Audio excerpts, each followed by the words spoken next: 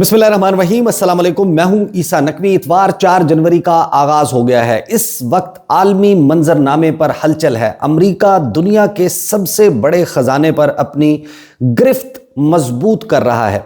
ये इतना बड़ा खजाना है कि इस पैसे से, जो पैसा अमेरिका इस खजाने से हासिल कर सकता है, उससे स्विट्जरलैंड, पुर्तगाल, फिनलैंड, स्वीडन, ये पूरे के पूरे मुल्क, इनकी इकोनॉमीज खरीदी जा सकती हैं। अब से थोड़ी देर पहले अमेरिकी सदर डोनाल्ड ट्रंप ने मारा लागो में अपनी रेजिडेंस पर, अपनी रिहाइशगाह पर एक प्रेस कॉन्फ्रेंस किया और उस प्रेस कॉन्फ्रेंस में उन्होंने आलमी मीडिया के साथ एक तस्वीर शेयर की है। उस तस्वीर में एक शख्स को देखा जा सकता है जिसके हाथ हथकड़ियों में जकड़े हैं। पानी की एक छोटी सी बोतल उसने अपने हाथ में उठाई है। आंखों पर काली पट्टी बंधी हुई है और ये शख्स कोई और नहीं, ये एक मुल्क के सदर हैं। वेनेजुएला के प्रेसिडेंट निकोलस मैडुरो को अगवा किया गया और इसको आप जदीद इंसानी तारीख का, या फिर आप इसको मालूम इंसानी तारीख का सबसे हैरान कुन अगवा कह सकते हैं कि एक मुल्क के सदर को हमला करके एक और मुल्क ने उसकी बीवी समेत अगवा किया। और वो जो कैप्चर का मंजरनामा है, जो उसकी डिटेल्स अब सामने आ रही हैं, वो बहुत ही चौंका देने वाली हैं कि ये आखिर किस तरीके से हुआ कि बिल्कुल फ्लॉलेस मैनर में एक मुल्क के सदर को अगवा करके न्यूयॉर्क पहुंचा दिया गया और अब उनका मुकद्दर यही नजर आता है कि वो अमरीकी जेलों में वक्त गुजारेंगे। क्या ये मामला इसी तरीके से चलेगा? चीन और रूस, ईरान, ये ममालिक, इनका रद्द-ए-अमल क्या होगा? नॉर्थ कोरिया का इस पर रद्द-ए-अमल क्या होगा? वो ममालिक जो वेनेजुएला के बहुत करीबी तस्वुर किए जाते हैं, वो किस तरीके से रिएक्ट करेंगे? इस वक्त वेनेजुएला में क्या ताज़ा तरीन सूरत हाल है, ये सारा मंजरनामा मैं आपके सामने इस वीडियो में रखूंगा। अमेरिका जो वेनेजुएला के ऊपर इस वक्त हमला अपना मुकम्मल कर चुका है और उसकी इनिशियल एक प्रेस कॉन्फ्रेंस में डिटेल्स शेयर की जा चुकी हैं।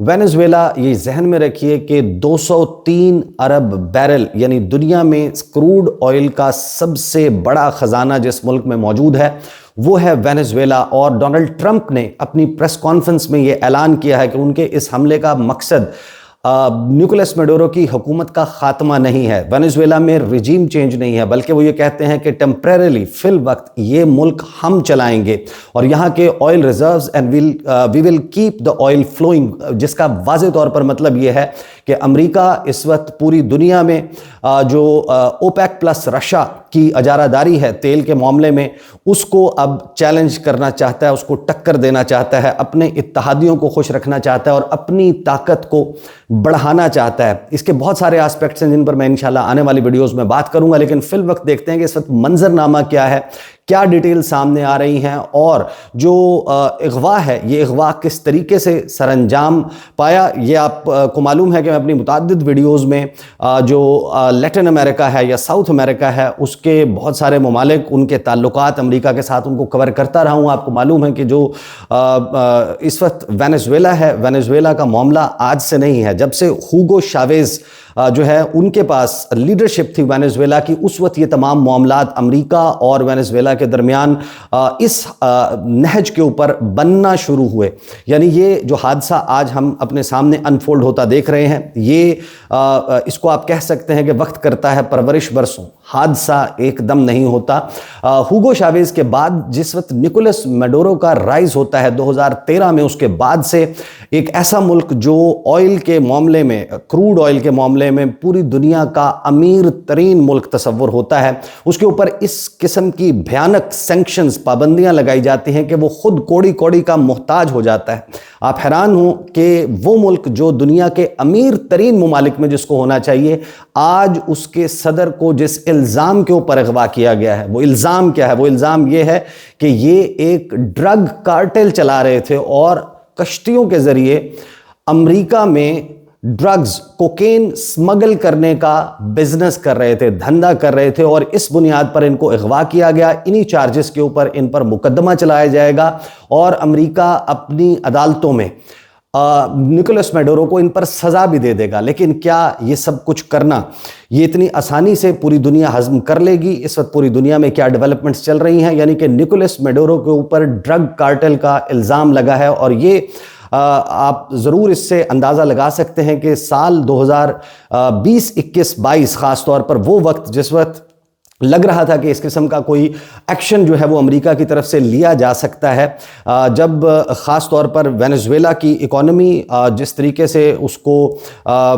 बुरे तरीके से डैमेज किया गया, उसके बाद 3 मुल्क थे जिन्होंने मिलकर ये फैसला किया कि हम वेनेजुएला की मदद करेंगे, जिसमें रूस, चीन और ईरान शामिल हैं। चीन इसके बैक एंड पे मौजूद था, लेकिन रूस का एक बहुत बड़ी ऑयल कंपनी है रोसनेफ्ट, उसने ईरान के साथ मिलकर एक फ्लोटेला वो भिजवाया और रोसनेफ्ट के ऊपर फिर आलमी पाबंदियां जो हैं, इंटरनेशनल उसके ऊपर सैंक्शंस अमेरिका की तरफ से लगाई गई।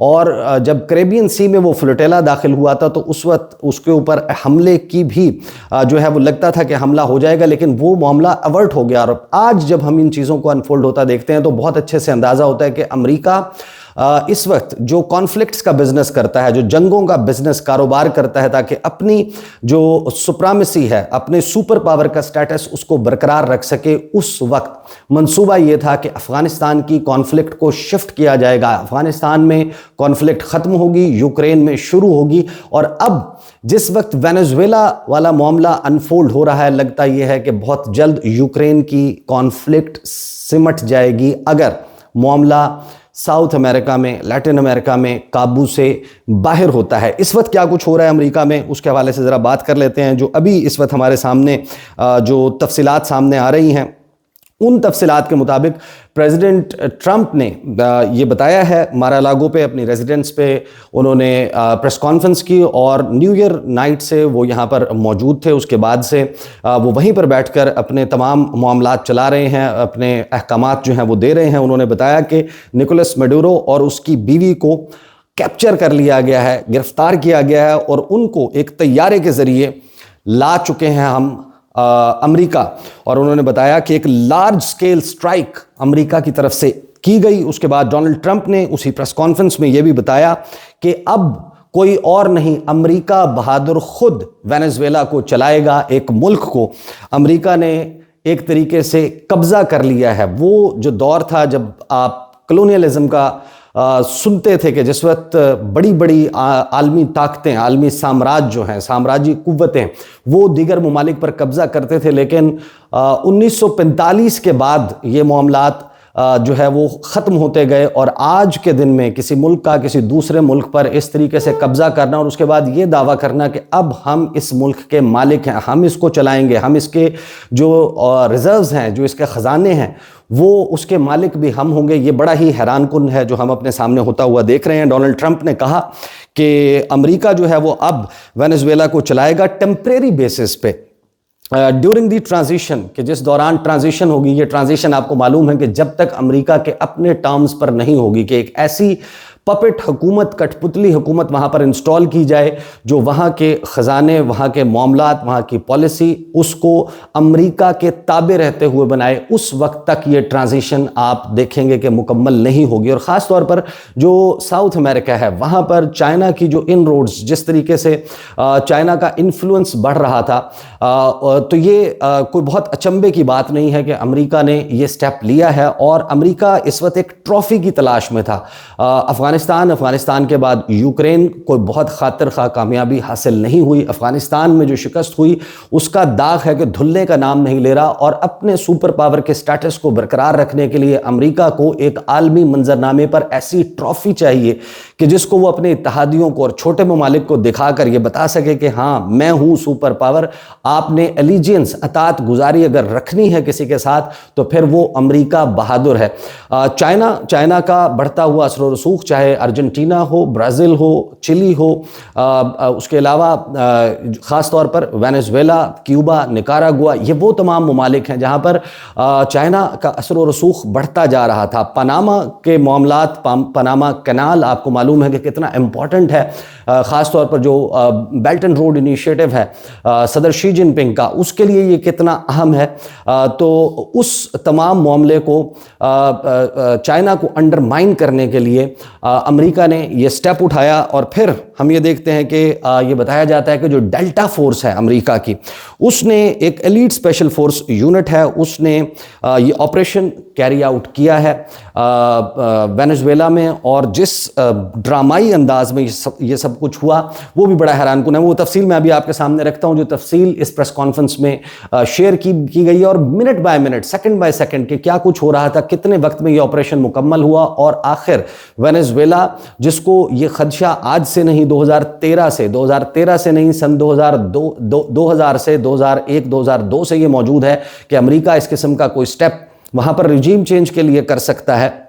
आखिर उनकी आर्मी, उनकी फोर्सेस इसके लिए तैयार क्यों नहीं थी, और किसी भी किस्म की बड़ी कोई रेजिस्टेंस की इतला क्यों नहीं मिली। साल 2024 में एक इलेक्शन हुआ था, जो अमेरिका है उसने बड़े अरसे तक इन्वेस्टमेंट की है 2013 से ऑनवर्ड, जो निकोलस मैडुरो हैं उनको घुटनों पर लाने के लिए, उनको झुकाने के लिए, उनकी हुकूमत के खात्मे के लिए। लेकिन अमेरिका की ये तमाम कोशिशें आज तक नाकाम रही, क्योंकि साउथ अमेरिका में ज़्यादातर जो सेंटिमेंट है वो एंटी अमेरिकन सेंटिमेंट है, उसकी एक लॉन्ग हिस्ट्री है, उसके ऊपर कभी बाद में बात करेंगे। लेकिन वेनेजुएला में ख़ासतौर पर 2013 से ऑनवर्ड जितने भी रिजीम चेंज अटेम्प्ट्स किए गए वो नाकाम हुए। साल 2024 का जो इलेक्शन है, जिस वक्त ये पता चला कि निकोलस मैडुरो जो है वो 50% क्रॉस कर गए हैं, 50% से ज़ायद वोट उन्होंने हासिल कर लिए हैं, उस पर धांधली का इल्ज़ाम लगाया गया। एडमंडो गोंजालेस, जो उनके रनर अप कैंडिडेट कह सकते हैं, ये जो सबसे स्ट्रॉन्ग कैंडिडेट उनके खिलाफ थे निकोलस मैडुरो के खिलाफ,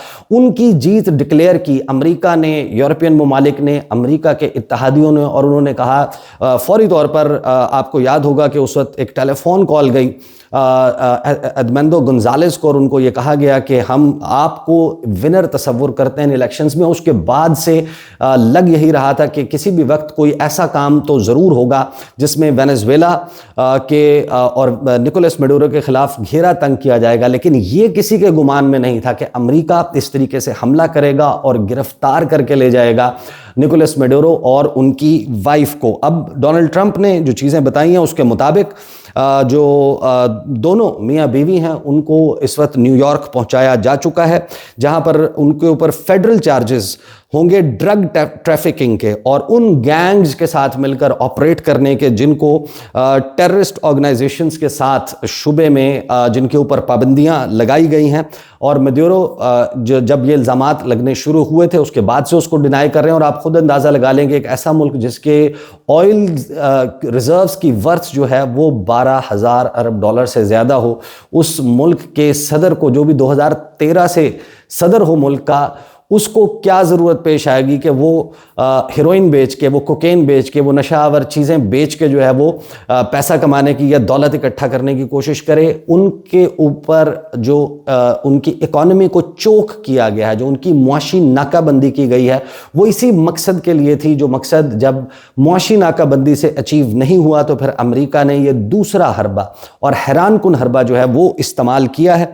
अब इसमें जो तफसीलात आई हैं कि कैप्चर किस तरीके से हुआ वो बड़ा ही हैरान कुन है। बिफोर कमिंग टू कि इस वक्त आलमी मंजरनामे पर क्या हो रहा है कि जब हम ये देख रहे हैं कि इतनी बड़ी डेवलपमेंट हो रही है, जाहिर है कि चीन है, रूस है, ये तमाम ममालिक इनसे जो अपनी मुताबिकत रखने वाले, इनकी पॉलिसी से मुताबिकत रखने वाले ममालिक हैं, वो आउट राइटली रिजेक्ट कर रहे हैं इस अमेरिकन एक्शन को, उसकी मजम्मत कर रहे हैं। फिर बहुत सारे ममालिक हैं, अब ये भी देखना होगा कि पाकिस्तान जो अमेरिका के साथ एक मरतबा फिर एक सफ़े अव्वल के इत्तेहादी के तौर पर नज़र आता है। डोनाल्ड ट्रंप शहबाज शरीफ की, फील्ड मार्शल सैयद आसिम मुनीर की तारीफ़ें करते नहीं थकते। यहाँ पर जो हमारे वज़ीर आज़म हैं शहबाज शरीफ, वो आपको मालूम है कि सिर्फ अमेरिका में अमेरिकी सदर के सामने नहीं बल्कि पाकिस्तान में एक ऐसी ऑडियंस के सामने जहाँ पर अमेरिकी सदर तो क्या, अमेरिकी सदर का कोई कारिंदा भी मौजूद ना हो, वहाँ पर भी उनको खड़े होकर सैल्यूट मारते हुए नज़र आते हैं। क्या पाकिस्तान इस तमाम मामले पर अमेरिका का जो पोजीशन है, जो उसकी पोस्चरिंग है, उसके साथ खड़ा होगा, या फिर जिस वक्त यूक्रेन और रूस के दरमियान कॉन्फ्लिक्ट शुरू हुई थी और उस वक्त वज़ीर आज़म इमरान खान थे और उस वक्त हमने देखा कि पाकिस्तान ने किसी भी जो तरफ़ैन का साइड नहीं ली। पाकिस्तान ने कहा कि हम इसमें न्यूट्रल रहेंगे, गैर जानिबदार रहेंगे। तो क्या आज हम न्यूट्रल रहेंगे, अमेरिका के साथ होंगे, या फिर रूस, चीन और ईरान, इन ममालिक के या नॉर्थ कोरिया, इनके कैंप में खड़े होकर अमेरिका की जानिब से इस किस्म की खुली जारियत की मजम्मत की जाएगी? ये भी अभी आने वाले दिनों में हमने देखना है।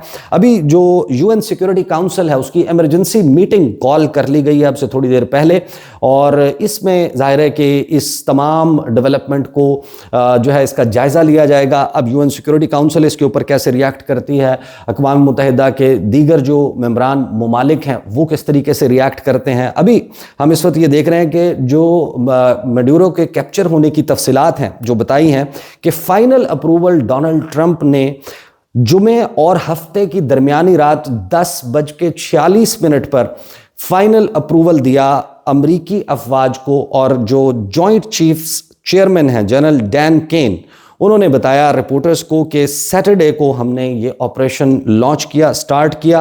और 20 हवाई अड्डे हैं इस पूरे रीजन में जहां से बैक वक्त अमरीकी लड़ाका जंगी तैयारे हेलीकॉप्टर्स उन्होंने फ्लाई किया 20 बेसेस से अक्रॉस द वेस्टर्न हेमिस्फेयर। और आपको मालूम है कि अमेरिका की पूरे वेस्टर्न हेमिस्फेयर में प्रेजेंस मौजूद है। तकरीबन तमाम ममालिक में उसकी बेसेस, उसके अड्डे, उसके पास एयर बेसेस मौजूद हैं जहां पर उसके लड़ाका तैयारे हर वक्त मौजूद होते हैं। तो 150 के लगभग एयरक्राफ्ट जो हैं उन्होंने इस ऑपरेशन में हिस्सा लिया और इस ऑपरेशन का नाम रखा गया एब्सोल्यूट रिजॉल्व, जिसमें 150 से ज़ायद एयरक्राफ्ट्स मौजूद थे। जैसे ही रात का वक्त शुरू हुआ, जो हेलीकॉप्टर्स हैं उन्होंने एक्सट्रैक्शन फोर्स के जिसने अगवा करना था, जिसने जो है वो उठाना था प्रेसिडेंट निकोलस मेडुरो को उनकी फैमिली के साथ, वो हेलीकॉप्टर्स में रवाना हुए। और जैसे ही वो रवाना हुए उसके बाद हैरान कुन तौर पर वेनेजुएला के साथ उन्होंने 100 फुट पानी से ऊपर कैरेबियन सी के एरिया में उन्होंने फ्लाई किया। वो बहुत ज़्यादा ऊंची परवाज नहीं कर रहे थे।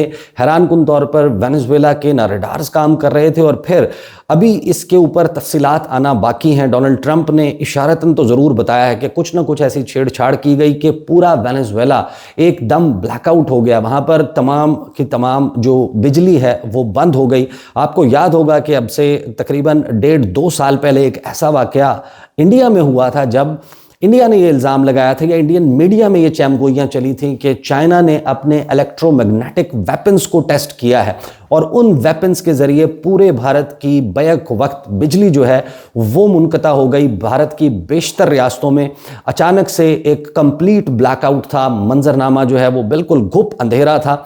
और लगता यही है कि कुछ इसी किस्म का काम जो है वो वेनेजुएला में किया गया है। डोनाल्ड ट्रंप ने एग्जैक्टली उसकी डिटेल्स शेयर नहीं की, लेकिन इसमें जो तफसीलात अब तक सामने आई हैं कि जैसे ही हेलीकॉप्टर्स जो हैं वो साहिली इलाके में पहुंचे, उनकी हिफाजत के लिए दीगर जो एयरक्राफ्ट्स 150 एयरक्राफ्ट जो ऑलरेडी फ़िज़ा में मौजूद थे वो उसकी हिफाजत के लिए मौजूद थे, जिसमें ड्रोन्स शामिल थे, बॉम्बर्स थे, फाइटर जेट्स थे। और अमेरिका ने जो वेनेजुएला का एयर डिफेंस सिस्टम है उसको डिसमेंटल किया जैसे ही दारुल हुकूमत के करीब ये हेलीकॉप्टर जिनमें एक्सट्रैक्शन फोर्स सवार थी वो वहाँ पर पहुँचे।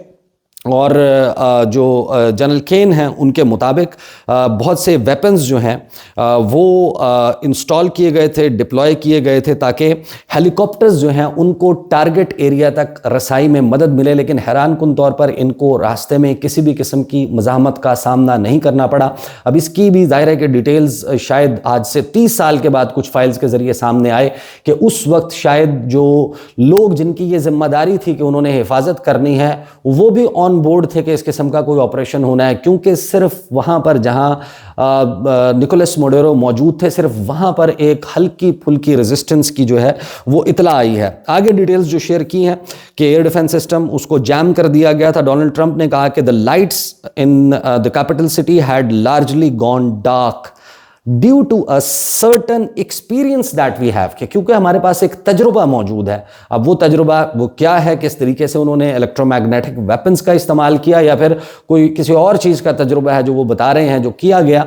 बहरहाल लाइट्स जो हैं वो बंद हो गई। डोनाल्ड ट्रंप ने कहा कि जैसे ही हमारी जो फोर्सेस हैं उन्होंने last point of high terrain उसको क्रॉस किया तो where they had been hiding in a clutter, जहाँ पर वो एक महफूज मकाम पर मौजूद थे, हमने ये असेस किया कि हमने बिल्कुल ही उनको एक एलिमेंट ऑफ सरप्राइज से उनको वो चौंक गए हैं, वो हैरान रह गए, उनके वहमो गुमान में नहीं था वेनेजुएला के कि इस किस्म की कोई कार्रवाई होने जा रही है और हमारे सदर को जो है वो उठाया जा सकता है। क्योंकि इस वक्त भी हम देख रहे हैं कि जो प्रेस कॉन्फ्रेंसेज हो रही हैं वहाँ के जो होम मिनिस्टर हैं, इंटीरियर मिनिस्टर हैं, जो उनके वाइस प्रेसिडेंट हैं, वो बार बार ये कह रहे हैं कि निकोलस मेडुरो ही हमारे सदर हैं। आगाज में तो डिनाई किया जाता रहा कि निकोलस मेडुरो महफूज हैं, वो शायद कहीं किसी महफूज मकाम पर मुंतकिल हो गए हैं। जिस वक्त तक उनकी तस्वीर जिस तस्वीर में वो आंखों पर पट्टी, हाथों में हथकड़ी और पानी की बोतल, जिस वक्त तक ये तफसीलात, ये तस्वीर सामने नहीं आई थी, वेनेजुएला के अवाम और आलमी मंजरनामे पर भी ये हलचल थी कि ऐसा कैसे मुमकिन है कि इस किस्म का कोई ऑपरेशन जो है वो वकू पजीर हो चुका हो। जैसे ही वो उस कंपाउंड पर पहुंचे, वो हेलीकॉप्टर्स जहां पर निकोलस मेडुरो अपनी अहलिया के साथ मौजूद थे, उसके हवाले से जो जनरल केन है उन्होंने बताया कि उस वक्त हमारे हेलीकॉप्टर्स पर थोड़ी बहुत फायरिंग जो है वो की गई। यूएस फोर्सेस और एफबीआई बिल आखिर कामयाब हो गए, कंपाउंड में वो एंटर हुए जहां पर निकोलस मेडुरो और अपनी अहलिया के हमरा वहां पर मौजूद थे। उन्होंने सरेंडर कर दिया उन फोर्सेस के सामने। जाहिर है कि जब आपके ऊपर कोई असलहा तान ले तो आप उससे फाइट तो नहीं कर सकते, specially when you are a civilian. तो वो उन्होंने जनाब गिव अप कर दिया और उनको फौरी तौर पर हिरासत में ले लिया गया। डोनाल्ड ट्रंप ने कहा कि जो मेडुरो हैं उन्होंने बड़ी कोशिश की कि वो फरार हो जाएं और इस कैप्चर के दौरान वो चाहते थे कि वो एक ऐसे बंकर में, एक ऐसे सेफ प्लेस में मुंतकिल हो जाएं जहां से शायद हमें थोड़ा मजीद एफर्ट करना पड़ता। फिर उन्होंने कहा कि जो the safe place is all steel, कि वो स्टील की बनी हुई एक सेफ प्लेस है जो निकोलस मेडुरो जहां पर मुंतकिल होना चाहते थे, लेकिन वो अपने दरवाजे से बाहर नहीं निकल सके क्योंकि हमारे जो एहलकार हैं, जो एक्सट्रैक्शन फोर्स है, वो वहां पर दरवाजे पर उनके किसी भी एक्शन से पहले मौजूद थी। ये अब जाहिर है कि ऐसी डेवलपमेंट है जिस पर मैं कुछ आने वाली वीडियोस में आपके सामने मजीद तफसीलात रखूंगा। लेकिन एक चीज़ जहन में रखें कि अमेरिका, चाहे अब मेरे सामने नक्शा मौजूद है साउथ अमेरिका का, अमेरिका से नीचे जो रियासतें, जो ममालिक मौजूद हैं, हर मुल्क के साथ उसकी इसी किस्म की, इससे मिलती जुलती लड़ाई की और एक ऐसी हिस्ट्री मौजूद है जहां पर उसने इन हुकूमतों को अपने ताबे करने के लिए, अपनी मर्जी की हुकूमतें इंस्टॉल करने के लिए माजी में रजीम चेंज ऑपरेशंस किए हैं। और अमेरिका दुनिया का वो मुल्क है, CIA, जिसकी नोन 86 से जायद रजीम चेंज ऑपरेशंस हैं दुनिया भर में। और ये वो ऑपरेशंस हैं जिसमें वो डायरेक्ट बराह रास्त मुलव्वस होने का खुद इकरार करता है, चाहे मैक्सिको हो, चाहे ग्वाटेमाला हो, चाहे एल सल्वाडोर हो, होंडुरस हो, निकारागुआ हो, कोस्टा रिका हो, पनामा का जो कोलंबिया से आज़ादी लेना है उसमें उनकी मदद करना हो, फिर वहाँ पर पनामा कनाल बनाकर उसके ऊपर कब्जा करना हो, इस तमाम में अमेरिका का माजी मौजूद है। एक्वाडोर के साथ, पेरू के साथ, वेनेजुएला के साथ, गाना के साथ, सूरीनामी के साथ, फिर एक वाहिद शायद फ्रेंच गिनी है जो क्योंकि ये फ्रांस की कॉलोनी है, इस वक्त भी उनकी एक ओवरसीज टेरिटरी है, लिहाजा ये शायद वाहिद मुल्क है या ये वाहिद टेरिटरी है क्योंकि ये फ्रांस का हिस्सा है इस पूरे एरिया में। लिहाजा यहाँ पर अमेरिका ने कभी कोई मुदाखलत नहीं की क्योंकि ये बराह रास्त फ्रांस इसको कंट्रोल करता है। फिर उसके बाद ब्राज़ील के ऊपर मैं मुतअद्दिद वीडियोस कर चुका हूँ। जो अभी हालिया हमने देखा कि जायर बोल्सोनारो, जिन्होंने इमरान खान, आपको याद है कि फरवरी 2022 में वो मौजूद थे, व्लादिमीर पुतिन के साथ उनका फेमस हैंडशेक, और उससे एक हफ्ता पहले यानी एक बुध पहले जो जायर बोल्सोनारो हैं वो भी वहां पर मौजूद थे। और फिर दुनिया ने देखा कि जायर बोल्सोनारो के साथ क्या हुआ, कि वो जो नारा लगाते थे जेल, मौत या जीत, उनके साथ ये हुआ कि एक जेल में कैद लीडर जिसके ऊपर ऑफशोर अकाउंट्स का, बेनामी प्रॉपर्टी का और अपार्टमेंट्स बनाने का केस था, उसको जेल से निकाला गया, लूला डे सिल्वा को, और उसको किस तरीके से ब्राज़ील का सदर बनवाया गया। ब्राज़ील में उनकी एक नोन हिस्ट्री मौजूद है। फिर अर्जेंटीना हो, यूराग्वे हो, पैराग्वे हो, बोलीविया हो, पेरू हो, चिली हो, हर जगह पर अमेरिका की इन्वॉल्वमेंट रही है। एक बड़ा आलमी चेस बोर्ड के ऊपर मंजरनामा हमारे सामने खुल चुका है जहां पर आने वाले दिनों में ख़ास तौर पर रूस, चीन, ये वो कुव्वतें हैं जो अब कुछ ऐसा कर सकती हैं कि जिससे इसको काउंटर किया जा सके, इन अमेरिकन एक्शंस को।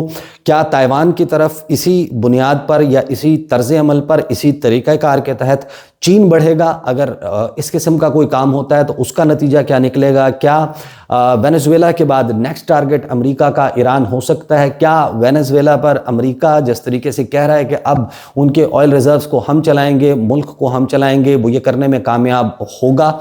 अगर वो होता है तो दुनिया का सबसे बड़ा खजाना non crude oil reserve 203 billion barrel के रिजर्व्स, सऊदी अरब से कहीं ज़्यादा, रूस से कहीं ज़्यादा, अमेरिका से और दुनिया के बड़े बड़े ममालिक जो ऑयल रिजर्व्स के हवाले से पूरी दुनिया में माने जाते हैं, टॉप पर हैं, उन सब से ज़्यादा तेल रखने वाला मुल्क, उसके ऊपर कब्ज़ा।